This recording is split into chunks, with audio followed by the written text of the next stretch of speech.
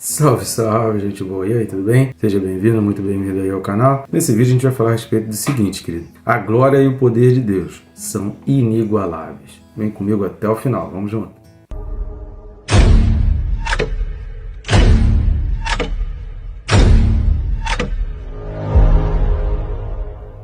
Mas antes aí, não deixe de se inscrever, né? Clica aí no botão bem rápido e fácil, você vai clicar em se inscrever e aproveita e clica no sininho, que aí você é notificado a cada vídeo novo que está no canal. Curta, comente, compartilha, querido.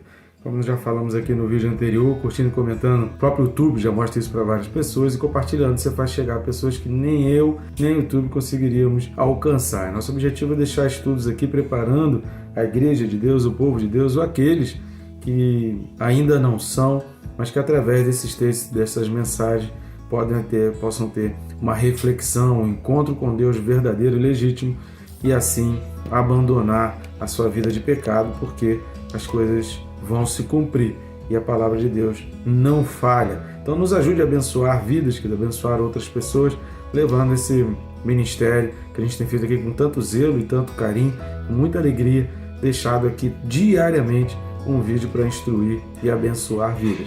Vamos juntos nessa tarefa? Eu conto contigo nessa missão de ir pelo mundo e pregar o evangelho a toda criatura. Afinal de contas, a ordem não foi só para mim, né? E aí nós podemos fazer isso juntos. O texto que nós vamos ler nesse vídeo é Apocalipse 15, versículo 8. Apocalipse 15, versículo 8 diz o seguinte: O santuário se encheu de fumaça procedente da glória de Deus e do seu poder, e ninguém podia penetrar no santuário, enquanto não se cumprissem os 7 flagelos dos 7 anjos. Então, esse versículo 8 está complementando os versículos 5, 6 e 7. Então é preciso que você olhe os vídeos na sequência, que você analise esse vídeo. Se você puder estar acompanhando aí todo o livro de Apocalipse, melhor ainda, que você vai compreendendo, porque embora a gente esteja fazendo o estudo versículo a versículo, a compreensão do texto ela não se dá versículo a versículo. Isso é óbvio. Um versículo só não vai explicar tudo. É preciso que você veja alguns versículos antes, outros depois, os versículos que a gente cita, os outros vídeos que a gente menciona aqui, porque a Bíblia ela é complementar, que a Bíblia explica a própria Bíblia. Então nunca trate um versículo de maneira isolada, sem perceber todo o contexto. A gente está analisando versículo a versículo, mas o entendimento ele está no contexto. Então sempre olhe o contexto. Recomendo você assistir, se não assistiu ainda, os vídeos correspondentes. São 2 vídeos, né, correspondentes a 5 e 6, e o anterior, aí, o versículo 7, para esse entendimento. Então, no versículo 7, os 7 anjos dão ali as 7 taças de ouro que estão cheias da cólera de Deus, que nós tratamos no vídeo passado. E quando isso aconteceu, o santuário se encheu de fumaça, e essa fumaça ela tinha uma origem, que era a glória e o poder de Deus. Agora, essa fumaça ela é incomparável, essa fumaça ela é inigualável. Por quê? Porque a glória e o poder de Deus são incomparáveis, são inigualáveis. Então, para a gente poder entender um pouco a respeito dessa fumaça e dessa dimensão, eu queria ler 2 textos aí, eu queria ter a companhia para a leitura de 2 textos. O primeiro texto está em Êxodo capítulo 40 e os versículos são de 34 a 37. Êxodo 40, do 34 a 37. Vamos lá? Então a nuvem cobriu a tenda da congregação e a glória do Senhor encheu o tabernáculo. Moisés não podia entrar na tenda da congregação, porque a nuvem permanecia sobre ela, e a glória do Senhor enchia o tabernáculo. Quando a nuvem se levantava de sobre o tabernáculo, os filhos de Israel caminhavam avante em todas as suas jornadas. Se a nuvem, porém, não se levantava, não caminhavam até o dia em que ela se levantava. De dia, a nuvem do Senhor repousava sobre o tabernáculo, e de noite havia fogo nela, à vista de toda a casa de Israel, em todas as suas jornadas. Uma coisa que a gente observa aqui nesse texto de Êxodo 40, e é o que a gente tem um pouco de dificuldade, se você não assistiu, assista ao vídeo anterior, que a gente falou, a gente pode fazer todas as coisas, quando a gente chega perto de Deus, a gente pode fazer todas as coisas, poder a gente pode. Além das consequências daquilo que a gente faz, e a gente precisa ter bastante consciência de que as coisas que a gente faz têm as suas consequências, é muito incoerente, querido, você querer viver a mesma vida depois da presença de Deus. Aqui em Êxodo 40, 34 a 37, está mostrando muito claramente aquilo que a gente já falou em alguns vídeos anteriores, que Deus ele já mostrou, querido, como é o céu, ele já mostrou tudo aquilo que está acontecendo aqui em Apocalipse. Deus já deu provas de como e isso iria acontecer. Nós é que precisamos ter um olhar mais atento às Escrituras e aquilo que Deus vem narrando. Então, aquilo que está narrando ali em Apocalipse 15, já aconteceu algo muito semelhante, aconteceu algo muito igual. Deus já mostrou como seria aquilo em outras situações. Uma dessas situações está aqui em Êxodo 40, do 34 ao 37. Então, alguém que se aproxima de Deus, ele não consegue caminhar, ele não consegue seguir, ele não consegue ir adiante sem entender os propósitos de Deus. Então, estar na presença de Deus é ter a direção de Deus. Os teus próprios caminhos, eles precisam ser moldados aos caminhos de Deus. Tem muita gente querendo encaixar Deus nos seus caminhos. Não, você precisa pegar e construir os teus caminhos baseados em Deus. Quais são os caminhos de Deus? É nele que você constrói os teus caminhos. Não é querer trazer Deus e querer que Deus concorde com tudo que você fala e você não muda os teus caminhos, porque é impossível caminhar diante da glória de Deus. Uma pessoa que faz isso, ela nunca teve um encontro com a glória de Deus, porque a glória de Deus não permite você ir adiante. A glória de Deus não vai permitir você seguir em frente, vai fazer você parar dos seus caminhos. Para quê? É como a gente já falou a respeito daquele ditado, né? Parar e pensar. O que é parar e pensar? Não tirar conclusões precipitadas, é não tirar conclusões imediatas. Preciso analisar, parar, estudar, olhar, conhecer, isso tudo vai levar tempo. Por isso esse parar não é se tornar inerte, mas é analisar, é estudar, é conhecer melhor para ver se esses teus caminhos estão te conduzindo a lugares bons. Por quê? Porque a glória de Deus vai te fazer parar. Não tem como alguém se encontrar com Deus e a glória não fazer parar. Um outro texto que eu queria ler, querido, que é um outro evento histórico, onde Deus mostra aquilo que está acontecendo em Apocalipse 15, é o segundo livro de Crônicas, capítulo 7. Vamos lá? Segundo livro de Crônicas, capítulo 7. O que está acontecendo aqui? No capítulo 6, capítulo 5 e 6 do segundo livro de Crônicas, assim como também primeiro livro dos Reis, capítulo 8, vai falar, embora não seja, algumas coisas são exatamente o mesmo texto, outras coisas tem em um lugar e não tem outro. Mas o que a gente vai ver aqui é a construção do templo. Salomão traz a arca para o templo, no capítulo 5, capítulo 6, Salomão ele fala o povo e depois ele faz uma oração, que é uma oração belíssima, uma oração poderosa, uma oração cheia de sentimentos ali, daquela alegria, daquele prazer da construção do templo, de trazer a arca, uma oração muito bonita, que vale a pena essa leitura do capítulo 6 do segundo livro de Crônicas. E no capítulo 7, então, é o que a gente vai ler agora, dos versículos de 1 a 3. Logo depois da oração de Salomão acontece isso aqui, capítulo 7, versículo 1.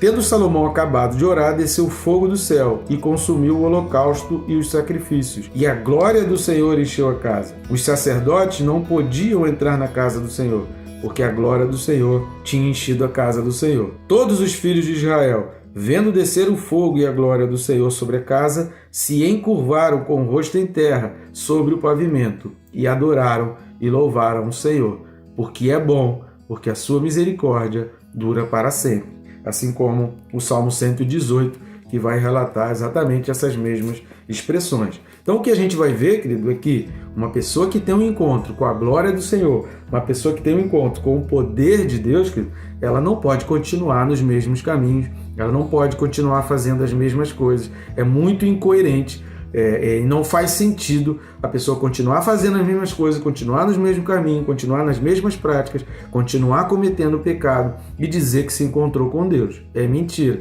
Que o encontro com Deus, a glória de Deus paralisa, a glória de Deus te joga no chão, o poder de Deus te esmiuça as tuas fortalezas e todas as tuas crenças e sofismas. Para quê? Para que você faça a construção em cima daquilo que é bom, porque a misericórdia de Deus é o que dura para sempre e a tua vida precisa ser construída, alicerçada na bondade e na misericórdia de Deus. Porque a nossa vida a gente não constrói por nós mesmos com bondade e com misericórdia de Deus. Não tem jeito, não tem. Não é porque está nessa família ou na outra, não é porque nem nasceu em lar evangélico. A glória de Deus tem que paralisar. Se a glória de Deus não paralisou, é porque a pessoa ainda não teve um encontro legítimo e real com Deus. É impossível uma pessoa que tem um encontro com Deus. Cristianismo, a gente não está falando de uma religião, de apenas praticar coisas, de apenas frequentar lugar. A gente está falando de um encontro com uma glória e um poder que são inigualáveis, que são incomparáveis. Isso aqui, querido, tem que fazer parte da vida daquele que se diz convertido, daquele que se diz que crê realmente em Deus e que tem um novo nascimento. Senão não precisava de novo nascimento.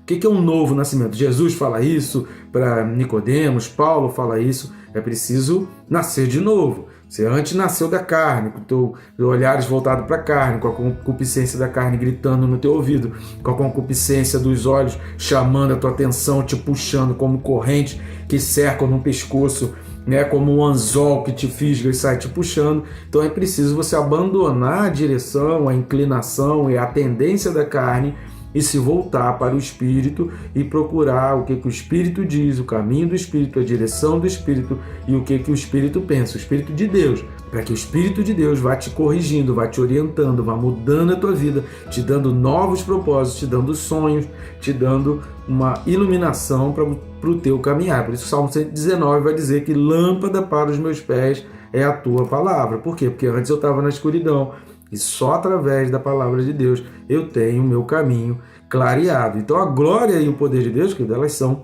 inigualáveis. E lá no céu vai acontecer exatamente isso. E 3 coisas que a gente precisa fechar aqui para a gente entender aqui nesse versículo 8 das coisas que Deus está falando, daquilo que vai acontecer. E nós já estamos vendo sinais, até pessoas sendo levantadas aí, dizendo a respeito da construção do templo, que tiveram uma ideia genial, que está alegrando o coração da liderança de Israel e que está, de certa maneira, alegrando o coração do povo islâmico e muçulmano. Já tem um camarada aí hoje, que a gente já está tendo notícia, se você está acompanhando, ele já está sendo falado desse camarada que tem a ideia já da construção do templo, que tem todo o plano, todo o planejamento, e o mundo já está abraçando essa ideia e esse camarada está se tornando conhecido. Então, os sinais já estão aí, são evidentes. Vou repetindo o que a gente vem falando em vários vídeos. Nós não estamos falando de coisas aqui possíveis e prováveis. Nós estamos falando aqui coisas reais e concretas de que vão acontecer. Como e quando, querido, vai depender do nosso olhar atento à conjuntura do mundo ao nosso redor e da gente não tirar conclusões precipitadas. Analise as situações, mas não perca a fumaça, não perca a glória, não perca o poder de Deus. Então, fechando aqui 3 ensinamentos profundos nesse versículo 8 do capítulo 15. A primeira coisa é a seguinte: a presença de Deus, ela é constante. Querido, não é porque coisas estão acontecendo ao teu redor, não é porque situações tristes, lamentáveis, e até que levanta aquela cólera, acende aquela questão da injustiça no teu coração, não é porque tudo isso está acontecendo e está se avolumando, que significa que Deus não está presente. Onde está Deus? Deus está no mesmo lugar, planejando a mesma coisa. Assista o vídeo passado que a gente falou um pouco sobre isso. A cólera de Deus é uma cólera que junta provas, que dá oportunidades, que não é injusta. Por isso, precisa passar pelo crivo do tempo. O tempo, ele é um justo juiz também, e ele trabalha em direção e em favor, sabe, tanto da condenação quanto de uma absolvição. Então o tempo, ele é fundamental para definir, para se concluir determinada coisa. Então, se não chegou ao fim, querido, é porque não acabou. Parece óbvio, mas não é tão óbvio assim. É porque às vezes a gente acha que acabou antes de chegar ao fim. As coisas ainda estão acontecendo e a gente quer que termine, a gente quer dar um fim a isso. Com as nossas próprias mãos, querido, a gente não vai conseguir. E não pense que Deus está longe, não pense que Deus se afastou. Deus está no mesmo lugar. Deus não mudou nada, tudo está no plano de Deus. Então a primeira coisa é que a presença de Deus, ela é constante e Deus está sempre no mesmo lugar. A segunda coisa, tudo está sob o controle de Deus. Tudo está sob o controle de Deus. Quando as 7 taças de ouro são entregues aos 7 anjos, né, e quando isso acontecer, a igreja de Deus não estará mais aqui na terra, o santuário se enche de fumaça, ninguém mais pode entrar ali. Isso significa, parou tudo lá no céu até que se cumpra aquilo que Deus está determinando para fazer. Agora, quando está falando ali, ninguém pode entrar, ninguém se move, ninguém se mexe, e todos com um olhar atento para o que vão acontecer, Deus está falando assim: as coisas estão sob o meu controle, confie em mim. Para aqueles que estão lá no céu e que estão clamando, como diz lá Apocalipse 6, versículo 10, clamando dia e noite: até quando? Até quando? Até quando o Senhor não julga? Esse tipo de oração, Senhor, até quando o Senhor vai permitir? Deus está falando: tudo está sob controle. A resposta lá em 6:11, caminha em direção e traz uma ligação e está em concordância exatamente com esse entendimento. tudo está sob controle. Nós, seres humanos, podemos perder o controle, podemos ser exagerados em tomar decisões antecipadas e até de maneira ansiosa. Deus não. Deus sabe o que faz. Deus sabe o que está fazendo. Se não aconteceu ainda, querido, confia e não perca essa esperança de que Deus perdeu o controle. Deus não perde o controle. Deus está dando o tempo, tanto para acumular condenações, para acumular provas para condenação, exatamente para que a pessoa diga assim, mas eu não sabia, mas não foi me dado chance, mas eu não vi nada, mas só por causa disso, mas só para não ter esse tipo de desculpa.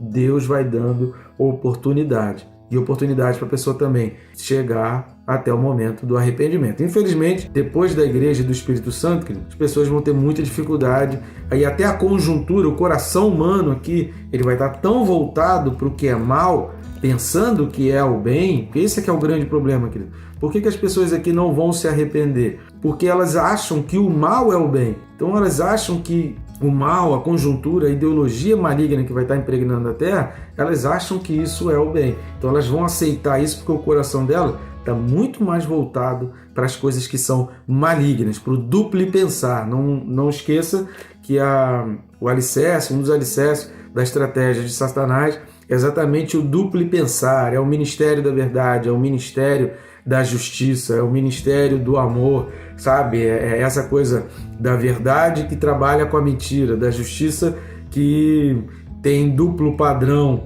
de coerência, do amor que aniquila e extirpa todos aqueles que pensam o contrário ou que têm posições contrárias. Então são alicerces, isso tudo trabalha em linha com o ESG e com a Agenda 2030 da ONU. Então tudo faz parte de um alicerce, tudo faz parte de uma plataforma ideológica de governo e de poder do anticristo. E a terceira coisa que a gente aprende aqui nesse versículo 8 é a seguinte conclusão, querido: vai se cumprir, vai se cumprir. Olhe para o mundo ao teu redor e você perceba que está mais perto do que a gente pensa. Então, que a gente termine esse vídeo clamando ao Senhor, Maranata, ora vem, Senhor Jesus. Senhor, vem logo. E a gente já está chegando ao final aqui, faltam poucos vídeos para terminar o Apocalipse. E eu nem sei se a gente vai chegar até lá, se talvez Jesus não volte antes. Então, por isso, às vezes, em determinados vídeos eu antecipo algumas conclusões do que já está lá na frente, né? Não conclusões minhas, não porque eu tirei conclusões precipitadas, mas eu estou adiantando o estudo do que já está escrito, já está aí na Bíblia. Vai se cumprir, querido, vai se cumprir. E já está se cumprindo, as coisas já estão acontecendo. Queridos, quem tem olhos para ver, que veja. Quem tem ouvidos, que ouça o que o Espírito diz às igrejas. Você está dando ouvido ao Espírito, ao que o Espírito está dizendo às igrejas, ou você está dando ouvido ao que o Espírito maligno, que já está aí, que já está no nosso meio, a besta, a construção ideológica, a plataforma ideológica de governo e de poder do anticristo, ela já está aí, ela já está sendo implantada, ela já está sendo colocada de maneira obrigatória, tem que aceitar, tem que existir. Será que você está dando atenção a esse Espírito, ou você está com os ouvidos atentos ao que o Espírito está dizendo às igrejas? Talvez Deus esteja falando mais ao teu coração do que você imagina. Então é hora da gente entender as nossas posições, entender o nosso caminho e tomar uma direção, querido. Porque é impossível ter um encontro com a glória e o poder de Deus e continuar dando os mesmos passos, seguindo o mesmo caminho, caminhando na mesma direção.